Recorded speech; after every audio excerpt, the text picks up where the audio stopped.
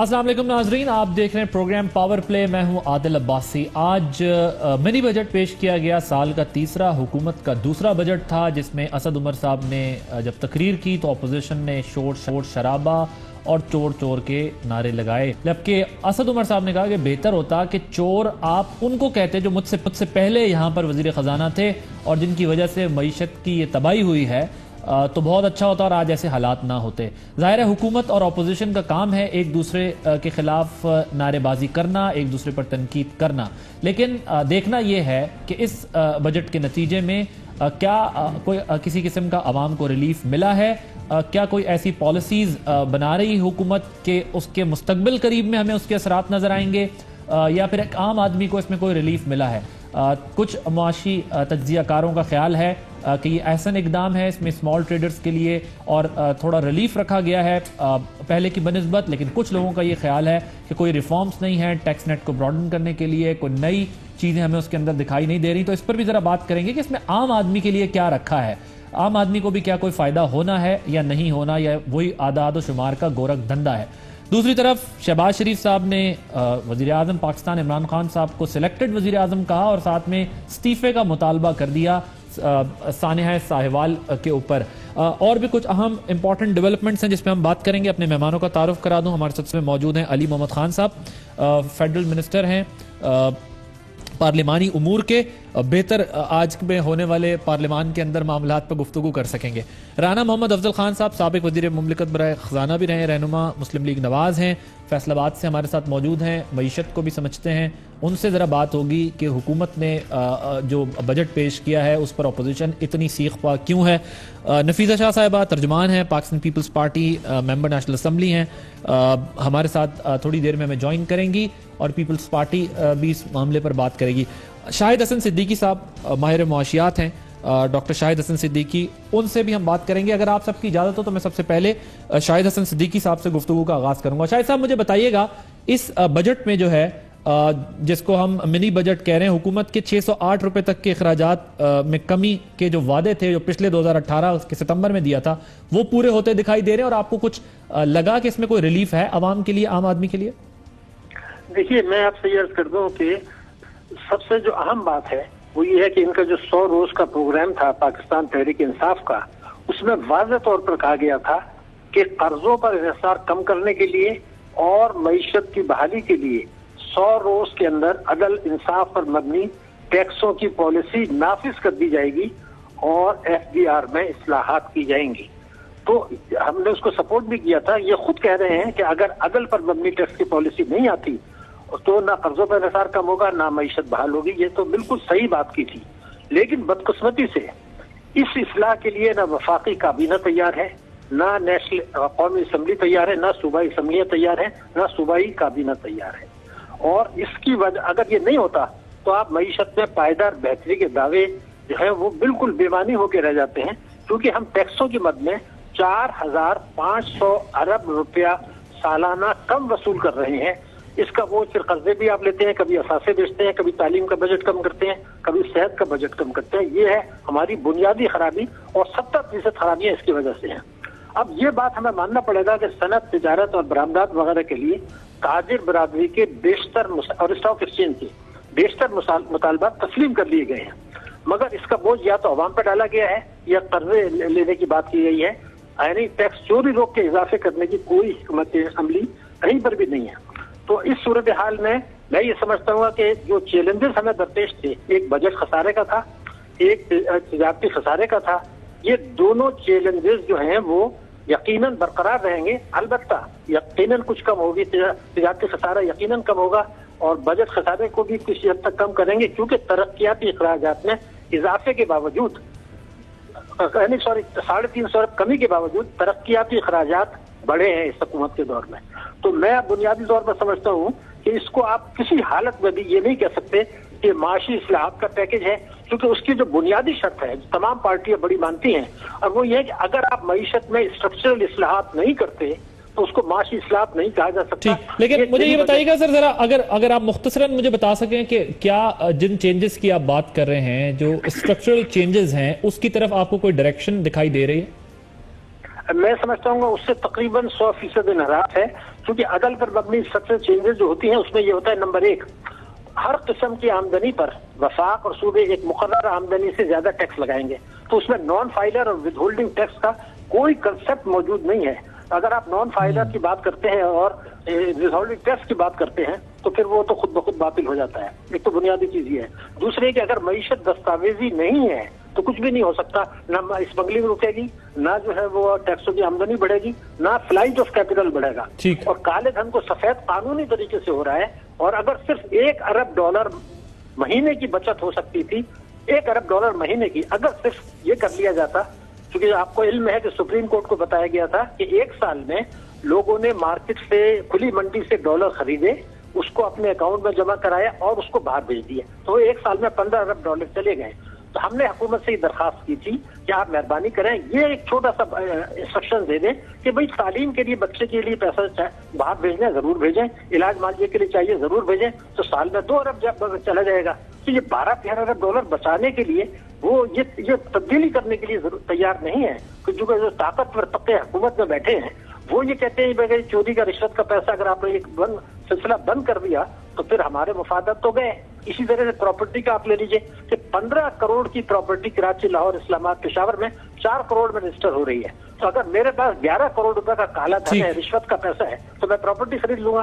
तो ये बुनियादी तब्दीली तो कर देना कि भाई मार्केट की प्रॉपर्टी जो है वो सेल परचेज होगी मार्केट रेट पर। और मैं आपसे अर्ज करता हूँ, ये बुनियादी नुक्ता था तहरीक इंसाफ के मंशूर का कि हम प्रॉपर्टी को कौमी मिल्कियत में लेंगे, अगर अंडर वैल्यू किया, एग्रीकल्चर पर टैक्स लगाएंगे, प्रॉपर्टी पे लगाएंगे, तालीम के बजट में और सेहत के बजट में इस साल तालीमी पॉलिसी के लिहाज से एक जुमला बोल दूं, 2100 अरब रुपए की कटौती है तालीम और सेहत में की मद में कौमी तालीमी पॉलिसी 2009 के लिहाज से, और ये उस वक्त हो रहा है जबकि 23 मिलियन बच्चे स्कूल नहीं जा रहे, तो ये तो फिर सदी गुजर जाएगी, बच्चे स्कूल नहीं जाएंगे। ठीक सर, जिन चेंजेस की आप बात करें, वो जो रिफॉर्म्स करनी है महकमों में, उस पर भी ऐसा हो रहा है, पुलिस, ये वो सारा कुछ, इकोनॉमी बहुत बड़ा सब्जेक्ट था।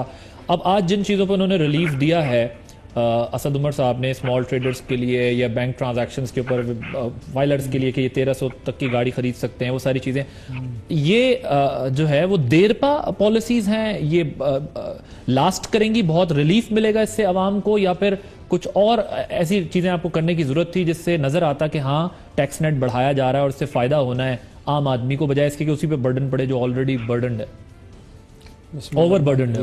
अल्लाहुम्मा सल्ली व सल्लिम व बारिक अला सय्यिदिना मुहम्मद रसूलुल्लाह सल्लल्लाहु अलैहि वसल्लम। देखिए, सबसे पहली बात तो ये है कि सबसे जो आइडियल सिचुएशन है वो तो ये है कि आप साल में एक बजट दें और फिर आपको दूसरा फाइनेंस बिल देने की, या जिसको मिनी बजट आम अल्फाज में कहा जाता है, उसके देने की ज़रूरत ना हो। लेकिन जो मियाँ साहब की आखिरी जो हुकूमत थी, एक बजट उन्होंने दिया 4 महीने का, उसके बाद आके हमने, और फिर ये भी हमें देना पड़ा। मैं इस बात का दाई हूँ, मैं बहुत से प्रोग्राम में ये बात कर भी चुका हूँ। असद उमर साहब से पूरी कौम की बड़ी एक्सपेक्टेशंस थी और हैं, और तहरीक इंसाफ जो है, हम असद उमर साहब की परफॉर्मेंस पे बहुत डिपेंड भी करते हैं, क्योंकि हम ये फील करते हैं कि पाकिस्तान की इकोनॉमी में जो ब्रेक थ्रू चाहिए, जो out of the box solutions चाहिए, असद उमर साहब इंशाल्लाह अपनी फाइनेंशियल टीम के साथ वो लेके आएंगे, and he is very much capable of that. लेकिन मैं ये बात हमेशा कहता रहा हूँ पिछले कई महीनों से, जब से हमारी हुकूमत आई है, और आज आपके प्रोग्राम में दोबारा कहना चाहता हूँ कि असद उमर साहब का जो असल जो माशी विजन है, जो तहरीक इंसाफ का असल माशी विजन है, क्योंकि देखें आपके पास कुशन बड़ा कम था, है वो होगा 2019 का जो बजट आएगा, क्योंकि उसके लिए पूरा उनके पास फैसिलिटी ये होगी कि पूरे साल का बजट उसमें बना सकते हैं। क्योंकि आम आदमी के लिए ये बता दूं कि फुल बजट जो था मियाँ साहब की हुकूमत वो दे गए, 4 महीने का दे गए, लेकिन वो जो जिस टाइम पे वो दे गए, चूँकि इलेक्शन था, सारा उन्होंने कोशिश ये की कि बहुत ज़्यादा डेवलपमेंट साइड पे वो लेके जाएं, क्योंकि अब जरा मुझे ये बताएं, अली मोहम्मद साहब ये बताएं कि उनका बजट, उस पे तो तनकीद बनती है कि उनको इलेक्शन से इतना पहले अपना बजट नहीं देना चाहिए था, वो अगली हुकूमत का ये मैंडेट समझते हैं, या उनको ये स्पेस देते हैं कि वो दे दें, मैंडेट का लफ्ज़ है ठीक ना, लेकिन उनको ये स्पेस दे दें। लेकिन मुझे ये बताइएगा, जब आप दूसरा बजट लाते हैं तो फिर आपका तो होमवर्क के साथ दूसरा बजट आना चाहिए था ना, उसके साथ फिर तीसरा बजट लाने का मतलब तो ये हुआ कि आपके होमवर्क में भी कमी थी, اور 5 مہینے تک اگر وہ ریفارمز جو آپ نے کرنی تھی اس کے اثرات ہمیں نہیں دکھائی دے رہے، تو یہ تو پھر اپوزیشن کے دنوں میں جو آپ پہ تنقید ہو رہی ہے، جو ہوم ورک کرنے کا تھا وہ آپ ابھی کر رہے ہیں۔ دیکھیں، یہ بالکل آپ کا سوال بنتا ہے کہ چند مہینے کے اندر آپ کو دوسرا بجٹ جو ہے منی بجٹ دینے کی ضرورت کیوں پیش آئی، اور اس کی آج اسد عمر صاحب نے اسمبلی کے فلور پہ وضاحت بھی کی کہ کیوں ہم نے کیا۔ کیونکہ جو اسمال بزنس جو چھوٹا تاجر ہے اس کو سپورٹ کرنے کے لیے، اور ساتھ ساتھ جو آپ کا ایک بیچ میں ایک فیسلٹی ایسی پرووائڈ کرنے کے لیے کہ عام لوگ جو ہیں وہ انویسٹمنٹ کی طرف آئیں۔ دیکھیں، اگر اسمال ٹریڈر بہتر ہوگا، چھوٹا تاجر جو ہے وہ بہتر ہوگا، انویسٹمنٹ اگر آئے گی، بزنس ٹرانزیکشنز ہوں گے، ایک آپ کی ایک بزنس انوائرمنٹ ڈیولپ ہوگی، تو اس کا عام آدمی کو فائدہ یہ ہے کہ ظاہر ہے انویسٹمنٹ آنے سے، بزنس ہونے سے عام آدمی کو اس کا ڈائریکٹلی اس کا فائدہ پڑتا ہے۔ ایک جو بہت بڑا ہمارے خلاف پروپیگنڈا کہہ لیں یا جو چہمگوئیاں اپوزیشن کر رہی تھی کہ بہت بڑے ہم ٹیکسز لگانے جا رہے ہیں، کوئی غریب کی کمر توڑنے جا رہے ہیں، تو ایسا کچھ نہیں۔ ٹھیک، آپ نے اس کو دیکھ لیا۔ ہاں، یہ بات ضرور ہے کہ ٹیکس نیٹ بڑھانے کے لیے جو براڈ بیسڈ ریفارمز ہیں وہ اس میں نہیں ہیں، وہ آپ کا جو اگلا بجٹ آئے گا اس میں پراپر جو ہے وہ ویژن جو ہے وہ آپ کو نظر آئے گا۔ ٹھیک، رانا صاحب 2019 کے بجٹ میں آپ انتظار کیجئے، جو فسکل ایئر آپ کا کمپلیٹ ہوگا اس میں آپ کو جو ہے وہ ٹیکس نیٹ کس طرح بڑھایا جائے گا یہ بتا دے گی حکومت۔ آج آپ لوگوں نے بڑا شور شرابہ کیا، بڑی ہلڑ بازی ہوئی اور بڑے سخت نعرے لگائے گئے۔ دوسری طرف یہ کہ جو شاہد حسن صدیقی صاحب نے بات کی ہے کہ اگر اسی طرح سے چلتا رہا، مثلا اگر کہیں تحریک انصاف کی حکومت لیک کر رہی ہے اپنی پالیسیز یا جو انہوں نے کمٹمنٹس کی تھیں اس سے، تو اپوزیشن کا کام تو یہ ہے کہ ان کو اس پیج پہ لائیں، ان کو ان کے وہ وعدے یاد کرائیں کہ جی آپ نے اپنے مینیفیسٹو میں یہ بات کی تھی، نہ کہ صرف یہ کہہ دینا کہ یہ نااہل ہے، ان سے کچھ ہونا ہی نہیں ہے، چلانا تو بہرحال اس نظام کو آپ کو پڑھنا ہے، پارلیمان کو چلانے کے لیے، نظام کو چلانے کے لیے تو آپ لوگوں نے ان کے ساتھ کھڑے ہونا ہے، چاہے تنقید کے ذریعے چاہے تعریف کے ذریعے۔ بہت شکریہ آپ کا۔ دیکھیں، میرے بھائی علی محمد خان نے 2019 کا کہا، اصل میں جو آپ کے وزیر خزانہ ہیں انہوں نے تو 2023 کا کہا ہے۔ 2022-23 کے سال میں وہ کہتے ہیں ہماری معیشت جو ہے وہ سمجھ جائے گی۔ 2013 سے 2018 تک 2019 کے بجٹ میں پراپر جو ویژن ہے، جی 2013 سے 2018 تک جو یہ جلسے کرتے تھے اور جو سینکڑوں جلسے انہوں نے کیے، ہمیں 2018 کی نوید سناتے تھے کہ 2018 میں جب ہم آئیں گے تو یہاں سب سبز باغ ہوں گے اور بہت مزے کی بات ہوگی۔ اب 2018 سے 19 میں ہم چلے گئے ہیں، اب یہ جو اسد عمر صاحب ہیں وہ 2022-23 کے بجٹ کی بات کرتے ہیں۔ بہرحال میرا خیال ہے کہ ابھی جو بجٹ آیا ہے، اگر 170 ارب کے ٹیکسز تو اسد عمر صاحب نے کہا ہے کہ وہ لگ رہے ہیں، اور اگر 170 ارب کے ٹیکسز لگ رہے ہیں، میرے خیال میں کہ 270 ارب کے لگ رہے ہیں۔ اس کی وجہ یہ ہے کہ جس کو یہ کہتے ہیں کہ یہ اکنامک پیکیج ہے، ریلیف دیا ہے، اور اگر انہوں نے 100 ارب کا ریلیف دیا ہے تو 170 کے اوپر 100 ارب وہ بھی پورا کرنا ہے، تو تقریباً 270 ارب کے ٹیکسز ہوں گے، جو آپ کو کل یا پرسوں کی اخباروں میں آپ کے سامنے وہ تفصیل آ جائے گی۔ اب جو اصل بات ہے وہ صدیقی صاحب نے بھی کی، ہر ملک میں 2 اکانومیز ہوتی ہیں، بلیک اکانومی ہوتی ہے، وائٹ اکانومی ہوتی ہے۔ آپ کو ہر اچھی حکومت چاہتی ہے کہ بلیک اکانومی کو گریجولی آپ وائٹ اکانومی میں لے کے آئیں، اور مجھے آج ان کی اس پریزنٹیشن میں کوئی ایسا عمل نظر نہیں آ رہا جس میں بلیک اکانومی کو کوئی انہوں نے سکویز کیا ہو اور انہیں مجبور کیا ہو کہ وہ وائٹ میں شفٹ ہو جائیں، بلکہ ان کو سپورٹ کر دیا کہ آپ 50 لاکھ کا گھر بھی لے لیں، آپ 20 لاکھ سے اوپر کی 1300 سی سی گاڑی 20 سے 22 لاکھ کی آتی ہے وہ بھی لے لیں۔ جو ایک عام پاکستانی شہری ہے اس کے پاس 20 لاکھ روپے تو 20 سال میں نہیں اکٹھے ہوتے، اس کے پاس 50 لاکھ روپے 50 سال میں نہیں اکٹھے۔ تو آپ کے خیال میں کس کو ریلیف دیا ہے؟ وہی لوگ ہیں upper middle class business man, جو رجسٹر نہیں ہوتا، جو دکاندار ہیں، جو پیسہ کماتے ہیں، بہت سارے بزنسز کرتے ہیں اور وہ ٹیکس نیٹ میں نہیں آنا چاہتے، اور وہ کنٹینیو کریں گے۔ اب وہ مکان بھی خرید سکیں گے، ان کا 1 لیں گے، 2 لیں گے، 3 لیں گے، ان کو نہیں پتا چلے گا کتنے مکان لیے، بیٹے نے بھی گاڑی لے لی، باپ نے بھی گاڑی لے لی، وہ گیم چلتی رہے گی۔ ان کے پاس 32 لاکھ امیر لوگوں کی لسٹیں تھیں جس کے اوپر یہ ہمیں ٹانٹ کرتے تھے کہ آپ ان کو کیوں نہیں پکڑتے۔ ان کے لیے انہوں نے کیا کیا؟ تو میں نہیں سمجھتا کہ ٹیکس سر اگر آپ اجازت دیں، اگر آپ کی اجازت ہو تو میں ذرا علی محمد خان صاحب سے پوچھ لوں، یہ بڑا انٹرسٹنگ آپ نے پوائنٹ اٹھایا سر، وہ ان 32 لاکھ لوگوں کا کیا ہوا جن کو مارک کیا گیا تھا؟ اور اسد عمر صاحب گورنمنٹ کو یہ اکثر تنقید کرتے تھے کہ آپ اب ظاہر ٹیکس نیٹ بھی بڑھائیں، ساتھ میں وہ یہ بھی کہتے تھے کہ وہ لوگ مارک کریں جن سے آپ نے یہ ریکوریز کرنی ہے، یہ پیسہ کرنا ہے، اس پر کوئی کام ہوا ہے کچھ؟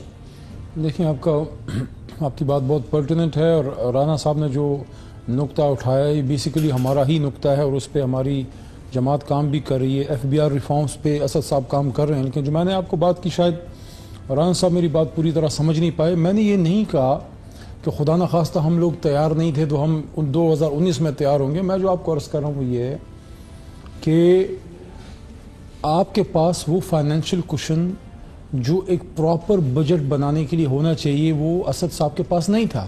تو اس میں 2 بجٹ کیوں پیش کرنے پڑے؟ پھر ایک ہی دے دیتے؟ دیکھیں یہ جو اس میں اگر آپ دیکھیں اس میں تو کوئی نئے گرانٹس نہیں ہیں، اس میں کوئی نئے بڑے ٹیکسز نہیں ہیں، کوئی زمیندار پہ کوئی کاشتکار پہ ٹیکسز نہیں ہیں، کوئی عام آدمی پہ اس پہ کوئی لیویز نہیں لگائے گئے۔ Basically he wanted to give a relief to جو چھوٹا تاجر ہے اس کو۔ اور ایک اور چیز بھی دیکھیں، میں بالکل اس بات سے ایگری کرتا ہوں کہ ہونا جو آئیڈیل سچویشن ہے وہ یہ ہے کہ if you want to buy کوئی بھی گھر یا کوئی بھی گاڑی لینا چاہتے ہیں تو ہونا یہ چاہیے آئیڈیلی اسپیکنگ کہ آپ فائلر ہوں پہلے۔ لیکن سچویشن ایسی ہے کہ مارکیٹ میں بوم پیدا کرنے کے لیے لوگوں کو انویسٹمنٹ کی طرف لانے کے لیے کہ وہ پیسہ نکالیں اور انویسٹ کر دیکھیں۔ ایک آدمی نے گھر خرید لیا اپنا عادل، ایک تو طریقہ یہ کہ آپ ڈنڈا اٹھا کے اس کو پکڑ کے اس کو کہیں کہ یار فائلر بنو، دوسرا یہ اس نے جو آدمی گھر خریدے گا وہ لازماً اس کی ساری ٹیکسیشن کے پروسیس سے گزرے گا۔ پھر جو آپ نے کوئی گاڑی خرید لی، you have to go to the excise department. میں یہ ڈیپینڈ نہیں کر رہا کہ آپ کو نان فائلر نہیں ہو، آپ کو جو ہے نان فائلر ہونا چاہیے، you have to be a filer. لیکن اس وقت کوشش یہ کی گئی ہے، دیکھیں جو بڑی گاڑی ہے، جو 1800 سی سی سے بڑی زیادہ گاڑی ہے، جو وہ کون خریدتا ہے؟ 60-70 لاکھ کی 1 کروڑ روپے کی گاڑی وہ خریدتا ہے جس کے پاس پیسہ ہوتا ہے۔ اس پہ ٹیکس بڑھایا گیا ہے، اس کو بیسیکلی آپ نے ان لوگوں کو ان کی حوصلہ شکنی کی ہے جو باہر سے بہت بڑا پیسہ انویسٹ کر کے امپورٹ کرتے ہیں، کیونکہ آپ کو فارن ایکسچینج میں صرف ہوتا ہے۔ کوشش یہ کی ہے کہ آپ کی local market, local economy develop ہو، لوکل جو اسمال بزنس انٹرپرینور ہے وہ مضبوط ہو، اور آپ کو دیکھیں جو لوکل کار مینوفیکچرر ہے اس میں انویسٹمنٹ تو ساری پاکستانی ہے۔ رانا صاحب یہ بتائیے گا جو چھوٹا تاجر ہے، کاروبار کر رہا ہے، صنعت و تجارت ہے، یہ تو بڑے خوش دکھائی دے رہے ہیں اس بجٹ سے، ان کو تو اس میں ایک ریلیف دکھ رہا ہے اپنے لیے۔ ان کو شاید تکلیف ہے، ان کو شاید بڑا ووٹر ادھر تھا وہ ہماری طرف آ رہا ہے تو شاید تکلیف ہو۔ جو ٹیکس نیٹ سے باہر جائے گا وہ خوش ہوگا، وہ کیوں نہیں خوش ہوگا؟ اب آپ دیکھیں کہ کاروں میں کیا ہوگا۔ یہ ایک عام گاڑی پاکستان میں ٹویوٹا کرولا بنتی ہے، وہ 1300 میں بھی بنتی ہے، 1500 میں بھی بنتی ہے، 1800 سی سی میں بھی بنتی ہے۔ اب آپ دیکھیں گے کہ 1300 سیٹ کی گاڑی جو ہوگی اس میں لیدر سیٹس بھی ہوں گی، آٹومیٹک گیئر باکس بھی آ جائے گا، آلریڈی ہے بھی اس میں آٹومیٹک گیئر باکس، اور 1300 سی سی میں 1300 میں ہوگا اگر ہے تو وہ بکنی شروع ہو جائے گی۔ اسی سائز کی جو بڑے والی ہوگی وہ نہیں بکے گی۔ تو یہ ڈسٹورشنز ہیں، یہ کوئی میں نہیں سمجھتا کہ انہوں نے کوئی بڑا ریلیف دیا۔ لیکن یہ سیکٹر جو ہے، اصل سیکٹر ہے جہاں پہ آپ نے ریلیف دینا ہے، وہ آپ کے سیکٹرز ہیں ڈیولپمنٹ اورینٹڈ، جس کے اندر آپ انویسٹر کو پروموٹ کریں گے۔ اب آپ گاڑیاں بیچ لیں گے، آپ کی اکانومی میں کتنا اس کا وہ آ جائے گا۔ کاسٹ آف ڈوئنگ بزنس آپ نے بڑھا دی، آپ کے بینک کے ریٹس بڑھ گئے، ایز آف ڈوئنگ بزنس آپ کی ختم ہو گئی، آپ کی ایڈمنسٹریشن کام نہیں کر رہی، آپ کا بیوروکریٹ کلیئرنس نہیں دے رہا۔ یہ تھے کام کرنے والے۔ کاسٹ آف ڈوئنگ بزنس میں بجلی کا ریٹ کل بڑھا دیا۔ سر مجھے سر اگر مختصراً بتا دیں پھر ہم ذرا آگے بڑھیں گے، مجھے بتائیں ایز آف ڈوئنگ کے تو ان کا سلوگن ہے کہ ہم نے بزنس مین کے لیے یہ انوائرمنٹ کریٹ کرنا تھا، لیکن مجھے ان کو دوسرا منی بجٹ پیش کرنے کی ضرورت کیوں پیش آئی آپ کے نزدیک؟ مجھ سے پوچھ رہے ہیں؟ جی رانا صاحب آپ سے۔ جی بالکل، بڑا سمپل ہے، بالکل سمپل ہے۔ اگر ان کی ٹیکس ریکوری پوری ہو گئی ہوتی، 170 ارب روپے کا ڈیفیسٹ فرسٹ ہاف میں نہ ہوتا اور سیکنڈ ہاف میں 170 تو کم از کم ہوگا، اس سے زیادہ ہوگا، تو یہ 350 ارب کا اگر ڈیفیسٹ نہیں ہوتا تو یہ بجٹ کیوں لے کے آتے؟ یہ کبھی نہ لے کے آتے، یہ آن ٹارگٹ ہوتے۔ تو یہ جو ناکامیاں ہیں ان کو کور کرنے کے لیے لے کے آئے ہیں۔ ٹھیک، میں آپ کی طرف آتا ہوں، میں ذرا شاہد صاحب سے بولوں۔ شاہد صاحب یہ جو رانا صاحب بات کر رہے ہیں، آپ کو بھی ایسا ہی لگتا ہے کہ انہوں نے یہ جو اپنا ڈیفیسٹ کا گیپ تھا وہ کور کرنے کے لیے سب کچھ کیا ہے؟ جی بالکل، دیکھیے میں اگر آپ کو 3-4 فیگرز مختصراً دے دوں जो पहला मिनी बजट आया था उसमें 83 बिलियन के नए टैक्सेस लगाए गए थे और 170 अरब रुपए की शॉर्टफॉल हुई है टैक्सों में, नंबर 1। नंबर 2, आप एक्सटर्नल कर्जों को छोड़ दें, मुल्की कर्जे 6 महीने में 907 अरब रुपए बढ़ गए। तो ये तो पिछले 10 साल का जो एवरेज था उससे कहीं ज्यादा है। तीसरा, सर्कुलर डेट आपका 262 अरब रुपया बढ़ गया इस हुकूमत के दौर में। चौथा ये कि जो हमारी FDI है जिसका बहुत चर्चा था वो 19% कम हो गया और टोटल सरमायाकारी 77% कम हो गई। बजट खसारा इस दौरान में बढ़ा है और ज़र मुबादला के ज़खायर जिस दिन हलफ उठाया था उसके मुकाबले में कमी हुई 5.2 अरब डॉलर की, जिसमें से 2 अरब डॉलर सऊदी अरब से आ गए। आज भी 3.2 अरब डॉलर की कमी है। तो अगर 1 अरब डॉलर इस महीने के आखिर तक आ भी जाता है यूएई से, फिर भी आप उससे कम रहेंगे जो रिजर्व इनको मिर्से में मिले थे। और ये मैं आपको अर्ज कर दूं कि 2014 के बाद पहली मर्तबा हुआ है कि हमारे रिजर्व जो है 7 अरब डॉलर से गिर गए हैं। तो मैं असल में एक बात करूं, जो अली मोहम्मद खान साहब जो है, मैं उनका जाती तौर पर बहुत एहतराम करता हूं, कम से कम बिल्कुल स्ट्रेट फॉरवर्ड बात करते हैं। तो उनकी मौजूदगी का फायदा उठा के एक बात मैं ये कर रहा हूं कि जब आपने ये कहा था कि हम 100 रोज के अंदर अदल पर मबनी टैक्स पॉलिसी नाफिज करेंगे, तो आज वफाकी काबीना या तो ये कहे कि जी हम अगले साल कर देंगे, ये वायदा कर ले, या इस बजट में डाल दें। ये है बुनियादी मसला कि ये 2023 तक भी नहीं होगी, क्योंकि अदल पर मबनी टैक्स पॉलिसी का मतलब ये होता है न विदहोल्डिंग टैक्स का निजाम होगा, मईशत दस्तावेजी होगी, न 40,000 के प्राइस बॉन्ड होंगे। तो ये सब 2019 में हो जाएगा ना सर, इंतजार फरमाइए। तो नहीं, मैंने तो आपको टेस्ट केस बताया ना कि आप वफाकी काबीना आज ये मंजूरी दे दे कि अदल पर मबनी टैक्स पॉलिसी की ये नुकात हैं, ये हम 2019 से नाफिज कर देंगे। मैं आपको रिकॉर्ड में बता रहा हूँ ये 2023 में नहीं होगा। उसकी वजह मैं आपको बता दूं ना कि 2013 का जो उनका मंशूर था PTI का, जिसकी मैंने सपोर्ट किया था, उसमें ये लिखा था कि हम एग्रीकल्चर टैक्स और इफेक्टिव प्रॉपर्टी टैक्स इफेक्टिवली लगाएंगे, डीसी रेट मार्केट के रेट को डीसी रेट को मार्केट रेट पर लाएंगे। ये सूबाई मसला था, ये 5 साल नहीं हुआ, इसलिए नहीं हुआ। तो चाहते थे, मगर आपके ख्याल में 2013 में ही तैयारी जो थी उस पर काम नहीं हुआ जो 2018 में होना चाहिए था। मैं आपकी तरफ आऊंगा, नफीसा शाह साहिबा जो है, जरा उनकी भी पीपल्स पार्टी की भी राय ले लेते हैं, फिर उसके बाद आप में आऊंगा क्योंकि राना साहब ने भी ये दोनों एतराज आप उठाए। जी नफीसा साहिबा, मिनी बजट की जरूरत क्यों पेश आई? देखिए, ये तो यही बता सकते हैं, बज़ाहिर तो यू टर्न है, क्योंकि जो पहला इनका बजट था वो PMLN की ही पॉलिसी उन्होंने बरकरार रखी और उस वक्त शायद उनको कुछ समझ में नहीं आई कि करना क्या है। उस वक्त उनको ये भी नहीं पता था IMF जाना है या नहीं जाना। पहले माह कहते रहे ज़रूरत नहीं है, फिर 2 माह के बाद कहा जाएंगे, फिर अब कह रहे नहीं जाएंगे, फिर बजट स्पीच में फिर कहा कि शायद जाएं। तो ये गैर यकीनी वाली कैफियत थी जो पहले बजट में थी और इस बजट में भी वो रिपीट हुई है। बहरकैफ शायद इसलिए ये बजट नहीं है क्योंकि इसमें ओवरऑल जो इस कंसेशंस का इम्पैक्ट होगा एक्सपेंडिचर्स के ऊपर या इनकम के ऊपर वो वाज़ेह नहीं है।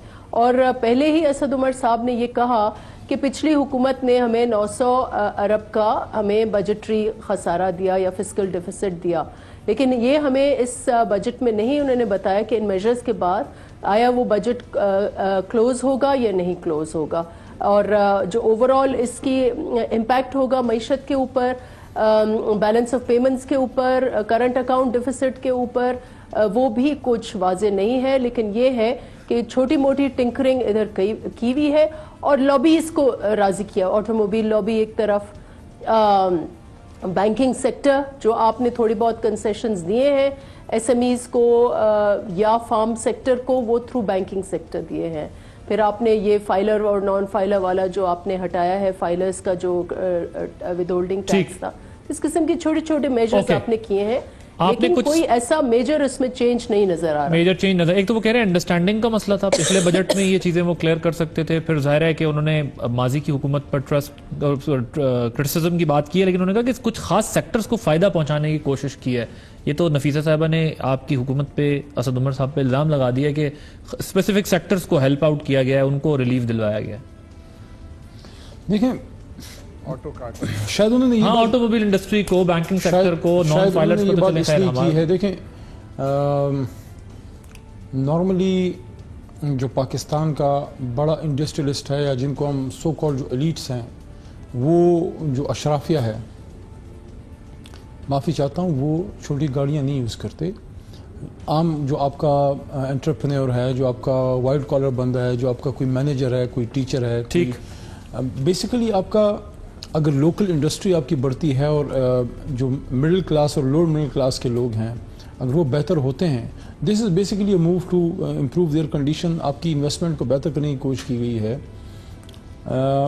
اسد عمر صاحب از آن ریکارڈ, انہوں نے یہ بات کی ہے آن مور دین ون اوکیزنس کہ ہماری ایکسپورٹس پچھلے 5.5 مہینوں میں 5 مہینوں میں بڑھی ہیں. ٹھیک ہے, میں کل میرے خیال میں کل سینٹ میں باقاعدہ ایک سوال کے جواب میں نے فیکٹس اینڈ فگرز وہاں پہ پوری ایک اسپیچ میں نے وہ کر دی, سارا فیکٹس میں نے سارے ادھر دے دیے. بڑے افسوس کی بات ہے 2013 جب مسلم لیگ نواز نے حکومت سٹارٹ کی اور 18 میں جب انہوں نے ختم ہوئی ان کی, آپ کی جو میجر جو آپ کے وہ کنٹریز جن سے آپ کا ایک بزنس کا ایک مضبوط رشتہ اور تعلق ہے, نمبر 1 اس میں چائنا ہے. سر مجھے ایک بریک لینی ہے, اگر مختصراً آپ جلدی سے بتا سکیں. بس میں آپ کو یہ عرض کرنا چاہتا ہوں کہ جو ٹاپ کے جن کے ساتھ آپ کا بزنس ہے ان سب سے آپ کی پچھلے 5 سال میں ایکسپورٹس آپ کی گری ہیں. 6 ملک ایسے ہیں, 6 ملک ایسے ہیں جن کے ساتھ آپ سال کی 100 ارب سے زیادہ کی آپ کی ایکسپورٹ ہوتی تھی یا ہے, وہ گر گئی. 6 نہیں, 6 میں سے 3 آپ کی گر گئی ہیں. اور ساتھ ساتھ کچھ ممالک ایسے ہیں جو میاں صاحب بہت ڈھنڈورا پیٹتے تھے, خاص کر ٹرکی کے ساتھ آپ کی ایکسپورٹ کم ہوئی ہے, افغانستان کے ساتھ کم ہوئی ہے. صاحب اس کا جواب دے دیں گے بریک کے بعد, لیکن مجھے بریک لینے دیجیے سر. آپ کے 5 سال, آپ کے 5 مہینوں میں وہ بڑے ہیں. میرے خیال میں یہ بہت بڑا ایک آپ کو پازیٹیو. مجھے ایک بریک لینی ہے, بریک کے بعد آئیں گے. تو سانحہ ساہیوال کے معاملے پہ شہباز شریف صاحب نے, لیڈر آف دی اپوزیشن, جو انہوں نے قومی اسمبلی میں کہا کہ وزیر اعظم استعفیٰ دیں اپنی منطق کے ہی مطابق. ایک بریک کے بعد مزید بات ہوگی. اب ذرا کچھ سیاسی گفتگو بھی ہو جائے. سیاسی معاملات پر, معیشت پر تو ہمارے سب سیاستدان کمفرٹیبل نہیں ہوتے. سر مجھے یہ بتائیے گا کہ جو اپوزیشن نے مطالبہ کیا, ذرا آپ کو سنواتے ہیں شہباز شریف. سر یہ جائز مطالبہ ہے یا ناجائز مطالبہ ہے؟ دیکھیں, اپنے تھوڑا سا گریبان میں جھانک کے شہباز صاحب سوچیں کہ کیا یہ وہ مناسب وقت ہے جب وہ ان 3 بچوں کے, خاص کر وہ چھوٹی بچی جس کے ہاتھ میں فیڈر تھا, جس کے سامنے اس کے ماں باپ کو, جن کے سامنے مارا گیا, ان کے بدن پہ اپنے والدین کے خون کے چینٹے ابھی خشک نہیں ہوئے, اور یہاں پہ ایک طرح کی سیاست کی جا رہی ہے.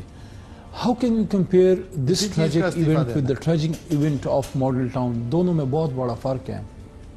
اس میں ایک ایسا واقعہ ہوا جو صبح سے شروع ہوا, شام تک ہوتا رہا, تھوڑے سے ڈسٹنس میں وزیر اعلیٰ صاحب بیٹھے رہے, جو GRT کی رپورٹیں تھیں اس پہ پہلے میٹنگز ہوئی, سب کچھ ان کی نظر کے سامنے تھا. اسٹیٹ مشینری وہاں پہ یوز ہوئی, پولیس یوز ہوئی, اوپنلی یوز ہوتی رہی. کن لوگوں پہ جو وہاں پہ احتجاج کر رہے تھے, جو کوئی خدا نخواستہ دہشت گرد نہیں تھے, جن پہ کوئی جو صرف اپنا پروٹیسٹ ریکارڈ کر رہے تھے, جن کے خلاف آنسو گیس یوز کی جا سکتی تھی, ربر بلٹس یوز کی جا سکتی تھی, ہوائی فائر کی جا سکتی تھی. یہاں پہ ایک آپریشن ہوا ہے CTD کا, ٹھیک ہے, جس میں کوئی ایک جو ہے جو ذیشان وہ allegedly کہ وہ کوئی, باقی تو جو بیچارے فیملی ہے وہ تو بالکل انوسنٹ لوگ ہیں. یہ ایک سپوریڈک ایونٹ ہوا ہے, اور جس پہ ایکشن کیا لیا گیا ہے؟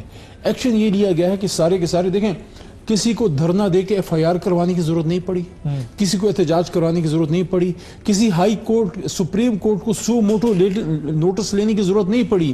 وزیر اعظم پاکستان نے اور وزیر اعلیٰ نے خود سے ہی سارا نوٹس لے کے اور کمٹمنٹ دی ہے on the floor of the house کہ ہم ان کو پکڑیں گے, اور آپ بتائیں, اپوزیشن کو کہا ہے کہ آپ کیا سمجھتے ہیں کون سے وہ ایشوز ہیں یا کون سے وہ سٹیپس ہیں جن کو لے کے قاتلوں تک جایا جا سکتا ہے. آج as of now I am talking with you, آج بھی اسپیکر آفس میں ان کے ساری لیڈرشپ آئی, وہاں پہ بیٹھے ہوئی بات ہوئی کہ آپ بتائیں, انہوں نے کہا کہ JRT کو تھوڑا ایکسٹینڈ کیا جائے. ایک سجیشن یہ آیا, ہم نے ساری باتیں مانی ہیں. ہم نے تو وزیر اعظم نے یہ تک کہا جوڈیشل کمیشن کی اگر اپوزیشن کہتی ہے تو بات کر لیں, آپ لوگوں کی کیبنٹ میں شاید یہ بات ہوئی ہے. ہاں, اب یہاں پہ شہباز صاحب کی یہ باتیں کرنا, میں سمجھتا ہوں تھوڑا سا ویٹ کر لیں, تھوڑا سا ویٹ کر لینا, آپ پھر سیاست کریں. کیوں استعفے مانگ رہے ہیں؟ وہ کہہ رہے ہیں ویٹ کر لیں, ہم نے JIT بنا دی, آپ کو دھرنا نہیں دینا پڑا, کوئی احتجاج نہیں ہوا, بغیر کسی ایسی ایکسرسائز کے 72 گھنٹے میں صورتحال واضح ہو گئی. مزید بھی اگر کہیں گے تو کر دیں گے, جوڈیشل کمیشن کی طرف بھی وہ اشارہ دے رہے. انہوں نے ویٹ کیا تھا, ڈیپ چوک میں دھرنا دیا, کرینے اور کنٹینر لے کے آ گئے, اور 126 دن یا کتنے دن یہ, اور پھر 5 سال پورے یہ ہمارے ساتھ اس ایک ہی چیز کا ڈھنڈورا آج بھی یہ پیٹتے رہے ہیں. وہ واقعہ اس سے کیسے مختلف تھا؟ اس واقعے میں مختلف اس لیے تھا کہ وہاں پہ ایک گروہ تھا جو اپنی پوزیشن چھوڑنا نہیں چاہ رہا تھا اور پولیس کی بات نہیں مان رہا تھا. ان کو لندن سے ٹویٹ آئی تھی کہ مر جائیں گے, لڑیں گے, ہم وہاں سے وہ تجاوزات کو نہیں ہٹانے دیں گے, اور دوسری طرف پولیس تھی جو ہٹانا چاہ رہی تھی. یہاں تو انوسینٹ لوگوں کو سٹنگ ڈکس کی طرح گولیاں ماری گئیں, اور جو ذیشان کا بھی قصہ ہے, تو آپ کے خیال میں ماڈل ٹاؤن میں لوگ انوسینٹ نہیں تھے؟ انوسینٹ تھے, لیکن ان کو متحارب گروپ میں بدل دیا تھا طاہر القادری صاحب نے اپنی ٹویٹ کے ذریعے, کہ ہم اسلام کی جنگ بنا دی, اور ان کو کہا کہ کھڑے ہو جاؤ, مقابلہ کرو اور مر جاؤ. اور وہ یہاں پہ بالکل غلط ہوا تھا. لیکن رام صاحب, پولیس کو اس کی اجازت تو نہیں دی جا سکتی اگر کوئی گروپ وہاں کھڑا ہو گیا تھا یا ریزسٹ, اگر وہاں سے فائرنگ ہو رہی تھی یا کچھ اور ہو رہا ہوتا تو آنا چاہیے تھا. ہاں, تو پولیس کو اسٹریٹ فائر تو نہیں مارنے چاہیے تھے, واپس ان کو واپس آ جانا چاہیے تھا. تو two wrongs can not make one right. اور بدقسمتی سے سی ٹی ڈی کے اس واقعے میں بھی اگر ویڈیوز نہ ملتی تو شاید اتنا آسانی سے یہ معاملہ بھی حل نہ ہوتا اور دہشت گرد ڈکلیئر کر کے ان کو فارغ کر دیا جاتا. کچھ یہ دبا دیا جاتا. اور ابھی بھی ذیشان والا جو کیس ہے, مجھے اس میں پورا شبہ ہے کہ اس کی غلط نمبر پلیٹ کے اوپر, اور اس غلط نمبر پلیٹ گاڑی کے اوپر انویسٹیگیٹ کر کے کہہ رہے ہیں کہ وہ گاڑی جو تھی وہ تو کیا کہتے ہیں, جو ایف آئی آر میں نمبر ڈالا ہے وہ تو کسی دہشت گرد کے پاس تھی گاڑی.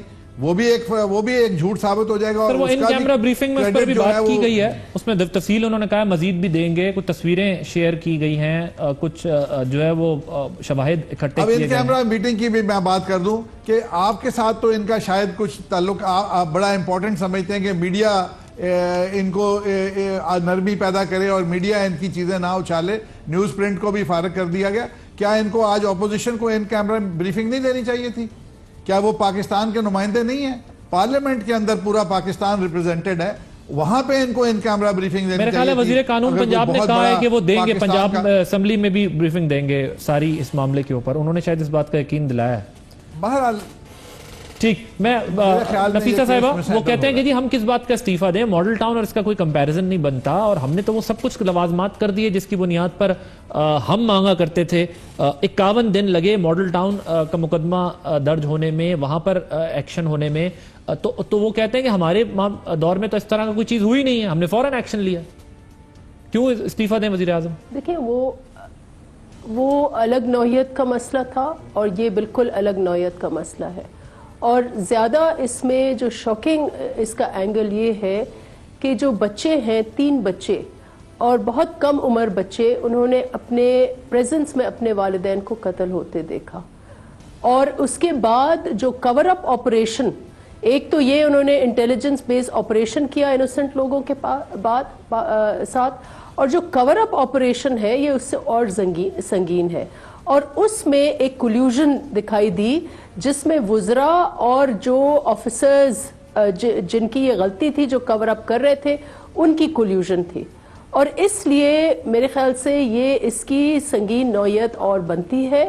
اور پھر کہنا کہ کولیٹرل ڈیمیج ہے, پھر کہنا یہ مطلب عجیب و غریب, ایک دن ایک سٹیٹمنٹ, دوسری دن دوسری, تیسرے دن تیسری, اتنی غیر ذمہ دار, نہ صرف غیر ذمہ دار لیکن ایک کور اپ میں ان کا تو نہ صرف میرے خیال سے استعفیٰ, تو they are partners in crime.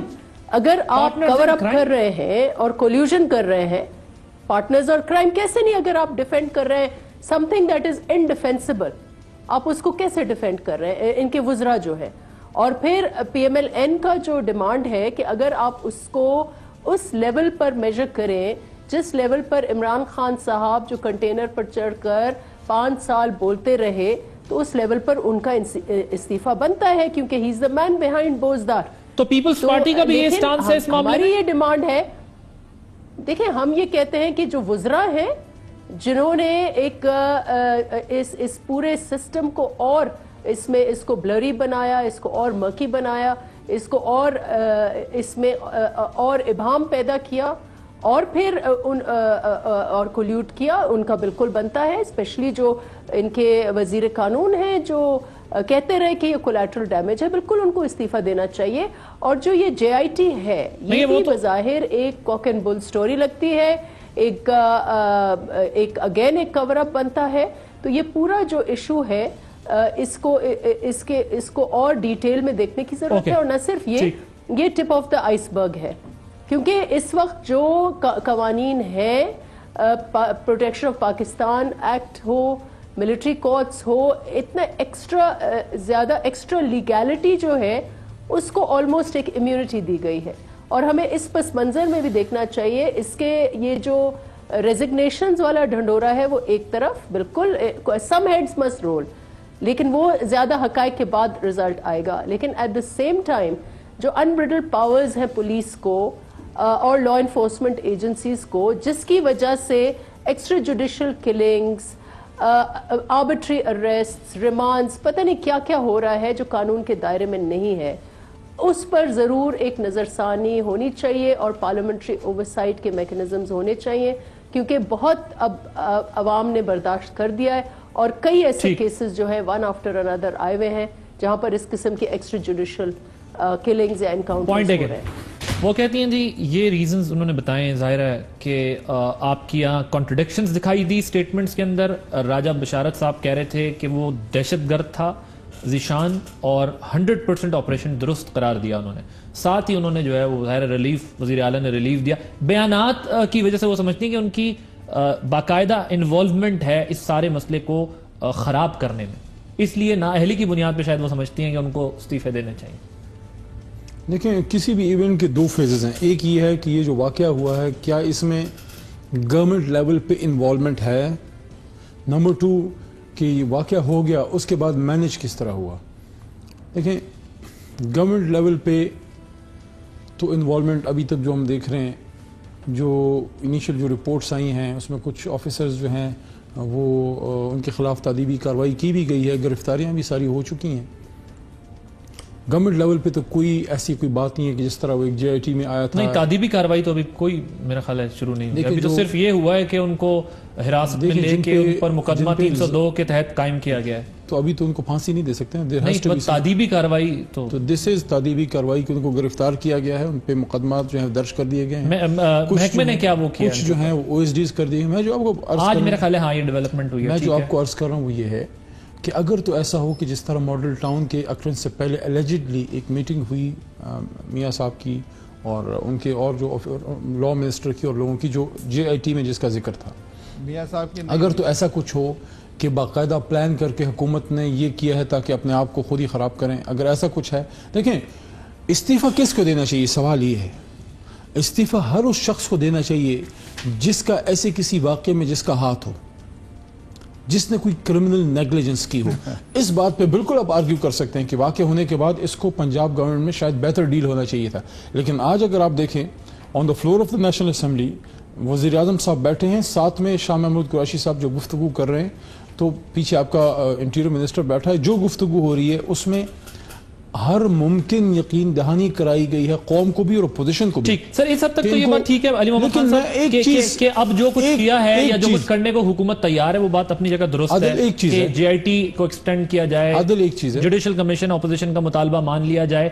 لیکن اگر آپ وزراء کے بیانات دیکھیں، اگر یہ ویڈیو ایویڈنس نہ ہوتا تو اس سے تو یہ پتہ چلتا ہے کہ ایک محکمے نے ان کو بتایا کہ ہم نے یہ سب کچھ کیا اور انہوں نے آنکھ بند کر کے بیانات دے دیے کہ جی وہاں دہشت گرد تھے، کارروائی کی گئی ہے، 100% ٹھیک ہے، 100% جو ہے وہ اور مظلوم ہے، ظلم بھی ہو گیا 100%. کنفیوژن، کیوس تو تھا.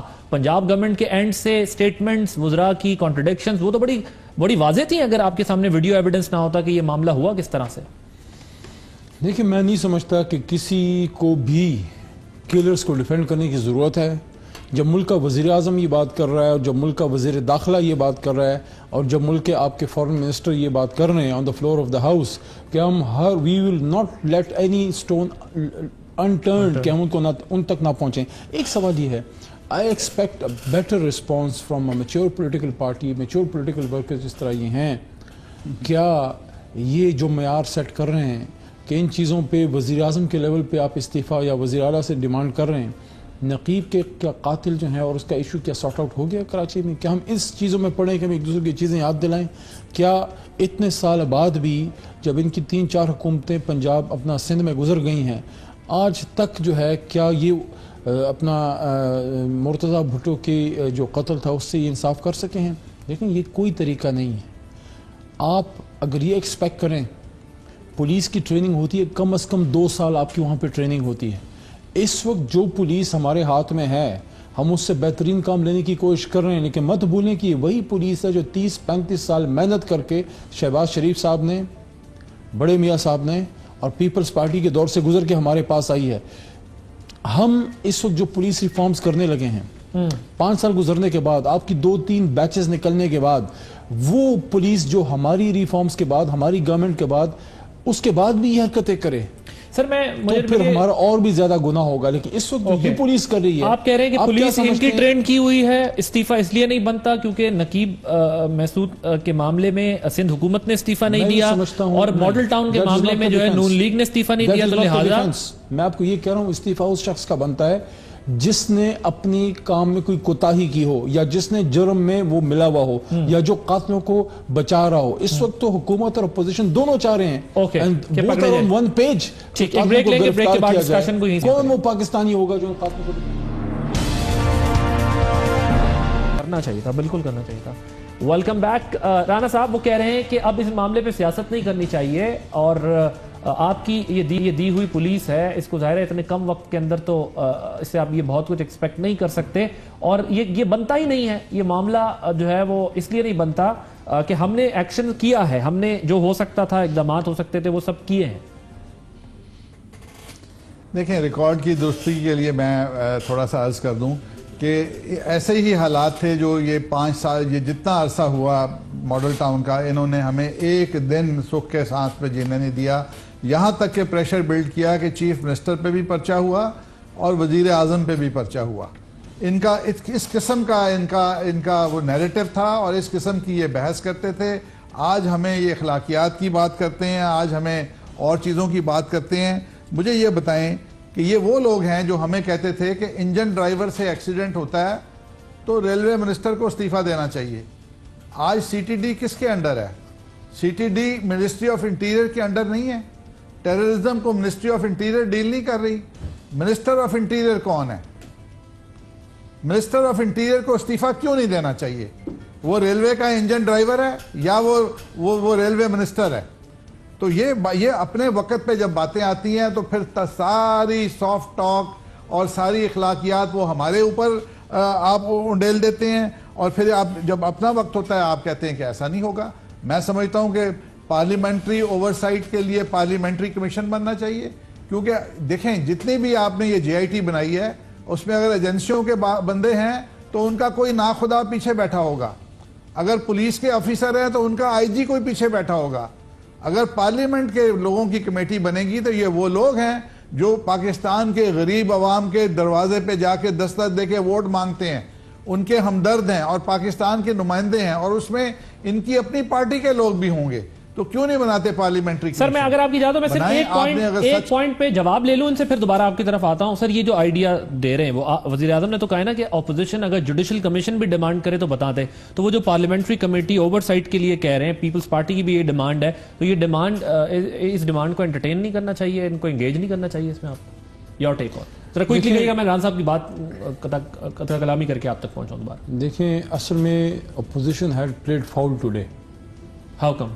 میں بتاتا ہوں، کیونکہ ان کی جو لیڈرشپ ہم سے ملی، جو باتیں ہوئیں وہ یہی تھی کہ کوئی بھی طریقہ ڈھونڈا جائے جس سے ان قاتلوں تک جایا جائے۔ ان کی طرف سے سجیشن آئی کہ جو جے آئی ٹی ہے اس میں کچھ ایڈیشن کی جائے، کچھ لوگ ایڈ کیے جائیں تاکہ یہ ایکسٹینڈ ہو جائے۔ جوڈیشل کمیشن کی اس وقت ان کی طرف سے کوئی خاص ڈیمانڈ آئی بھی نہیں تھی، اور جوڈیشل کمیشن کی ڈیمانڈ ہے تو وہ تو خان صاحب نے کہہ دیا کہ وہ بھی کر لیتے ہیں۔ سر یہ انڈرسٹینڈنگ تھی کہ اس پر کوئی بات اس طرح کی بات نہیں کریں گے اور جے آئی ٹی کو ایکسٹینڈ کریں گے بس؟ میں عرض کرتا ہوں، وہاں پہ ڈسکشن یہ ہوئی تھی کہ اس مسئلے کا ایک حل نکالا جائے، لیکن میں یہ سمجھتا ہوں کہ شاید پھر ان کی جو سینئر لیڈرشپ ہے مسلم لیگ نواز کی، شاید انہوں نے سوچا ہوگا کہ یار یہ اچھا موقع ہے، They played a politics. اچھا موقع ہے، بالکل اچھا موقع ہے، عمران خان صاحب بھی آئیں گے تو آئیں نا، کیوں نہ یہ بچوں کی جو والدین ہیں ان کی لاشوں پہ سیاست کی جائے۔ میں سمجھتا ہوں یہ وہ رویہ ہے کہ لوگوں کو پھر سیاست سے گھن آتی ہے کہ وہاں پہ لاشیں پڑی ہوئی ہیں اور ان کو یہاں پہ سیاست کی سوج رہی ہے۔ پارلیمنٹری کمیٹی والی بات ہونا چاہیے نہیں، میں یہ سمجھتا ہوں بالکل نان سیریس ایٹیچیوڈ ہے۔ اب ہمیں سوچنا ہوگا کہ ان کی کسی ڈیمانڈ پہ ہم غور کریں بھی کہ نہیں۔ ہم نے دھوکہ دیا گیا انڈرسٹینڈنگ کے باوجود ہے، ہم نے قاتلوں کو گرفتار کرنا ہے، ہم نے اپوزیشن کو سیٹسفائی اب نہیں کرنا، ہم نے عوام کو سیٹسفائی کرنا ہے، کیونکہ آج ان کا رویہ جو تھا بالکل امیچور تھا۔ ایک طرف لاشیں پڑی ہیں ادھر آپ کا فائنانس بل. آپ کو سمجھ نہیں آ رہی کہ کہاں پہ آپ کو پولیٹیکل پوائنٹ سکورنگ کرنی ہے, کہاں پہ اپنی ذات سے نکل کے قوم کا سوچنا ہے. ران صاحب ذرا کوئکلی بتائیے گا. وہ کہتے ہیں ہمیں دھوکہ دیا, ہم نے تو ان کے ساتھ انڈرسٹینڈنگ یہ تھی کہ اس کا سولوشن تلاش کیا جائے گا, ایکسٹینشن ہوگی جے آئی ٹی کی, یہ بحث کرنے کا موقع نہیں. اگر عوام کے دکھوں کا, ان کی آہوں کا ہم سپورٹ نہیں کریں گے تو پھر یہ دھوکہ ہوتا رہے گا. جب یہ ریون میں آئے تھے یہ کہتے تھے ہم کنٹینرز کو نہیں چھیڑیں گے, ہمیں تھوڑا آگے آنے دو, یہی عمران خان کہتا تھا. پھر وہ کرینے لے کے آئے, ان کے ناخداؤں نے ان کو کرینے دیں, 25-25 ٹن کے کنٹینر اٹھانے والی کرینے لے کے یہ ڈی گراؤنڈ کے جو ڈی چوک کے اندر گھس گئے. یہ دھوکے دینے والے تو یہ لوگ ہیں, آج ہمیں کہتے ہیں دھوکہ دیا. ہم تو عوام کی نمائندگی کا اپنا حق ادا کر رہے ہیں, کسی لاش پہ سیاست نہیں کر رہے. وہ تو دفنا دیے گئے تھے. اب آپ کا خیال ہے کہ اب ہم کو ان کو بھول جائیں؟ ہم نہیں بھولیں گے, ہم ان کی نمائندگی کرتے رہیں گے. ٹھیک, مگر وہ یہ کہہ رہے ہیں کہ کوئی انڈرسٹینڈنگ تھی آپ لوگوں کی اس معاملے پہ؟ کوئی انڈرسٹینڈ ہو نہیں سکتی. آپ یہ تو چاہیں گے کہ دفنا دو اور بھول جاؤ, اس پہ کیا انڈرسٹینڈنگ ہوگی؟ کسی نے نہیں بھولنا. کیسے بھول سکتے ہیں؟ ہم آپ کی طرح تھوڑی ہیں کہ ماڈل ٹاؤن میں دن دہاڑے 7-8 گھنٹے آپریشن ہوتا رہے, وزیر اعلیٰ ادھر 4-5 منٹ کے فاصلے پہ بیٹھا. دیکھیں رانا صاحب, وی ہیو ٹو ریئلائز اگر یہ ایٹیٹیوڈ ہم سیاستدانوں کا رہا تو عوام واقعی ہمیں نان سیریس لیں گے کہ یار یہ لوگ ادھر, ہمارے لوگ ادھر مرے پڑے ہوئے ہیں, شہید ہو گئے ہیں, یہاں پہ پوائنٹ سکورنگ کی پڑی ہوئی ہے. آج جو ایٹیٹیوڈ آپ لوگوں کا وہاں پہ رہا, کیا آپ سمجھتے ہیں کہ جو نعرے بازی اور جو کچھ آپ نے, ہمارا کیا بگاڑ لیا آپ نے؟ کچھ نہیں بگاڑا, قلم پھر ادھر ہوں گے. لیکن میسج کیا دیا آپ نے ان مقتولوں کے فیملیز کو کہ یار یہاں پہ کچھ بھی ہوتا رہے, سیاستدان لاش پہ سیاست کرے گا, چاہے وہ آج کا ہو کل کا ہو. اس چیز سے نکلیں, خدا اس چیز سے نکلیں, عوام کو میسج دیں کہ سیاستدان آپ کے دکھ میں واقعی آپ کے شریک ہے. کوئی پازیٹیو بات کریں, کوئی سیریس ایٹیٹیوڈ دکھائیں, کوئی مسئلے کی حل کی طرف جائیں. سر یہ تو چلیں جی, آپ سب کچھ بہت اچھا کر رہے ہیں, یہ سیریس ایٹیٹیوڈ ہے نہیں. اچھا یہ کہہ رہے ہیں سب کچھ آپ اچھا کر رہے ہیں. دیکھیں جو آپ نے آج ذرا فوٹیج نکال کے دیکھ لیں, کیا قاتلوں تک پہنچنے کا وہ طریقہ تھا جو آج آپ کی لیڈرشپ نے قومی اسمبلی میں کیا؟ کیا یہ وہ طریقہ تھا جس سے قاتلوں تک جایا جا سکتا تھا؟ اگر یہ آپ کی سوچ ہے, قاتلوں تک آپ کو عوام کے ویڈیو کلپس نے پہنچایا, عوام کے سوشل میڈیا نے قاتلوں تک آپ کو پہنچایا, ورنہ آپ نے مقتولوں کو دہشت گرد بنا کے دفنا دینا تھا.